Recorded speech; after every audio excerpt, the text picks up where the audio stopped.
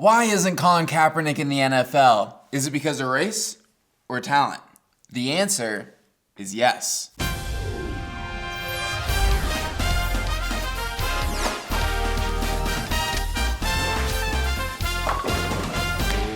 to That's Good Sports. I'm Brandon Perna, and today I have a special guest, a correspondent, a That's Good Sports correspondent. I'm bringing in my friend, Woody Roseland. Scott Van Pelt lookalike. Whenever you're ready. Just this last weekend, Colin Kaepernick filed a grievance against NFL owners claiming they colluded to keep him from being signed. God, collusion is so hot right now. So hot right now. I tried to get in on the action, but it's actually a little bit harder than I thought. This is an actual text message with someone in my fantasy football league asking them to collude, but they rebuffed my advances. Turns out that on top of being white, you also have to be old and rich to properly collude, so it didn't quite qualify. Neither of us qualify, really. But good to know nonetheless. I tried to collude via text messaging as well. Oh, wait, no, wait, just let's move on from that. Let's dive into the breakdown. Exhibit A, the Crazy Hot Scale, a useful tool in determining the long-term dateability of a potential mate, the mateability. It's very simple. On the x-axis is craziness. One side, you have Drew Brees, and the further right you go, the closer you get to Donald Trump's Twitter account. And the y-axis is hotness. At the bottom, you got me. And the higher you go, the more likely you are to find the pictures in Brandon's text threads. Here's how it works. If they are crazier than they are hot, no deal. Howie Mandel. Case number 18. You want to find the people who are hotter than they are crazy. Okay, so how does this apply to Kaep? Because the NFL has a similar scale, but instead of hotness, they have talent. Instead of craziness, they have controversy. They spent millions of dollars to develop this. Simply put, in the NFL, if you're more controversial than you are talented, you're on the outside looking in. With the one exception being the Cincinnati Bengals. They don't give a fuck. They don't give a fuck. What did you do? No, don't tell me. I don't care. You'll return kicks for us though? Okay, great. Sign. You can sign. Okay. Now there are several examples of this. Tim Tebow. While admittedly not as talented as Kaepernick, despite what a cult group of Broncos fans still believe, I think Tebow was above the minimum threshold for NFL caliber talent. Remove the controversy, and I think his football career ends differently, with him not in a Mets uniform, playing any position that doesn't require throwing. Tebow, more controversy than talent. Another example I like, Mike Vick. He committed heinous crimes. His deposition reads like a spec script for a dog-themed Saw spinoff. All dogs go to hell. Air Bud, the Golden Butcher. 101 Dalmatians. That I killed. But have you seen him against a defender one-on-one in the open field? He's like really good. And unlike Tebow, he can throw the ball. So despite all the awful things he did to animals, Michael Vick had more talent than he did controversy. So he was allowed back in the league. Let's throw some other players up on the board. Adrian Peterson beat his kid, but rushed for 2,000 yards. More talent than controversy. He can play. Ray Rice beat his wife. After a season where he only averaged 3 yards per carry. More controversy than talent. Get him the hell out of here. Greg Hardy beat his girlfriend, threatened to kill her. But that was after a 15-sack season. Give him a year suspension, and Jerry Jones says, "Come to Dallas. I'll take care of you." "Come to Dallas, and I'll take care of you, Greg." Michael Sam, more controversial than good, and it had nothing to do with him being gay. He actually was an advocate for the Church of Satan, which made Jerry Jones, the only human with a direct line to Satan, feel like his power was being compromised. Richie Incognito, a bully, and a man who loved racial slurs. But he's a really good offensive lineman. Riley Cooper. By comparison, another white man who loves the N-word. He averaged 28 catches per season.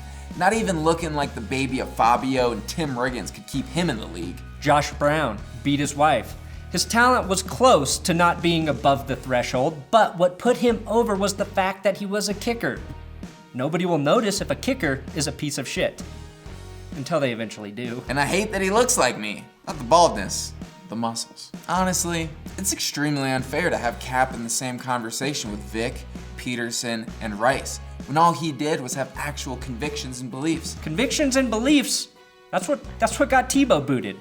In the NFL, the only thing you're allowed to believe in is taking it one game at a time. Giving 110%. So the next time you're wondering if a player will survive a controversy, Remember, the determining factor isn't the severity of the infraction. It's the ability of the player versus the infraction. Unless the infraction is weed, then you're just screwed. With weed, 3 strikes and you're out. Sorry, Browns. Hurt another person, well, we could bring you back in because that violence translates to performance on the field. All right, let's bring it back to Kaep. Will he ever play again in the NFL? You know, I personally don't think so. I think this grievance is the final nail in the coffin for his career. If the owners didn't want anything to do with him before, they really don't want anything to do with him now. Let me put it like this. How many times have you been sued by someone only to think, you know what? I like that guy's moxie. He had the balls to stick me with a shitload of legal fees, and that I respect. Which is a shame because I think the Broncos could use an upgrade over 7th round Simeon or Brock, I know what you did last summer, Osweiler.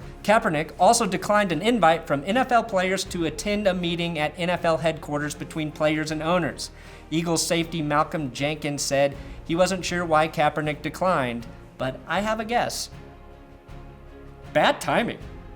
Terrible timing. This meeting came just days after Kaepernick filed his grievance against the NFL, which definitely moved him closer to controversy. However, the meeting was supposedly positive and productive, with players feeling their voices were finally heard and pushing for owners/organizations to be more involved in the community outreach with the players. So maybe, just maybe, Colin's protests are already making a positive change. If NFL owners end up pouring more money and effort into players' charitable causes simply to avoid anthem protests, then that's a win for the players trying to make change for social injustice. Looking outside the lens of sports, I think Kaepernick will be fine. He's no longer just a B-level quarterback. He's an unemployed B-level quarterback. He stood up for what he believed in. Hell, Eminem's talking about him. This is for Colin. Ball up a fist. By definition, the value you ascribe to something is what you're willing to give up for it. And he gave up the tail end of his career for what he believed in. But in doing so, he's thrown his name into a select group of distinguished athletes who are equal parts on-field giants and off-field advocates for civil rights. I'm talking Muhammad Ali, Jesse Owens, Jackie Robinson, Tommy Smith, John Carlos, and now, Colin Kaepernick. Not bad company at all. I'm Woody Roseland, and this is That's Good Sports. Thank you very much for that detailed expose and scientific research, Woody Roseland. This episode is sponsored by Seat2Geek. Download the SeatGeek app with the link in the description. Use my promo code, That's Good, and they're gonna give you $20 of savings on your first ticket purchase. If you've been to an NFL game, you know they're pretty damn expensive. So take advantage of my free $20 if you want to go to a football game, a concert, a comedy show, whatever the hell your fancy is. I'm giving you a discount. SeatGeek ranks their ticket prices so you know whether or not you're getting a good deal, and you can preview your seat before you buy it. Promo code That's Good. SeatGeek. Yeah! Make sure you subscribe here on That's Good Sports. Give me a follow on Twitter at Brandon Perna. Woody Roseland on Twitter. Give him some love at Woody Roseland, at Woody Roseland, at Woody Roseland, at Woody Roseland, at Woody Roseland. If you don't follow him, you suck.